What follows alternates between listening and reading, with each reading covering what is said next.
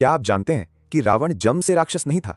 उसके बचपन की एक घटना ने उसके मन में ऐसी आग जलाई जिसने उसे पूरी लंका का सबसे शक्तिशाली और घमंडी राजा बना दिया। बहुत समय पहले महर्षि विश्रवा और राक्षसी कैकसी के घर एक बालक का जन्म हुआ जिसका नाम रखा गया रावण। रावण बचपन से ही अत्यंत बुद्धिमान, तेजस्वी और विद्वान था, लेकिन उसके मन में एक बात हमेशा चुभती रहती थी। उसके पिता महर्षि विश्रवा के दूसरे पुत्र कुबेर, जो रावण के सौतेले भाई थे, स्वर्णमयी लंका के राजा थे और उनके पास अपार धन संपत्ति थी। एक दिन बालक रावण ने देखा कि उसके पिता कुबेर का बहुत सम्मान करते हैं। कुबेर अपने दिव्य पुष्पक विमान में आते और सभी उनका आदर करते। ये देखकर रावण के मन में प्रश्न उठा, जब हम दोनों एक ही पिता की संतान हैं, तो फिर कुबेर को इतना सम्मान और वैभव क्यों मिलता है और मुझे क्यों नहीं? तभी उसकी माता कैकसी ने उसे बताया कि लंका कभी राक्षसों की थी, लेकिन अब उस पर कुबेर का अधिकार है। माता की ये बातें सुनकर रावण के मन में अपने कुल का गौरव वापस लाने की तीव्र इच्छा जाग उठी।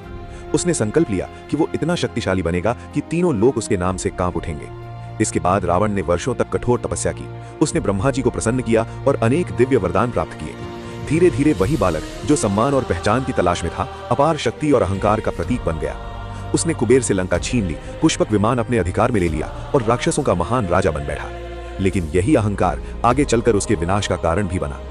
तो रावण को राक्षसों का राजा उसकी शक्ति ने नहीं, बल्कि बचपन में मिले अपमान, तुलना और अपने कुल का गौरव वापस पाने की जिद ने बनाया था। क्या आपको लगता है कि अगर रावण अहंकारी न बनता तो इतिहास कुछ और होता? कमेंट में जरूर बताइए।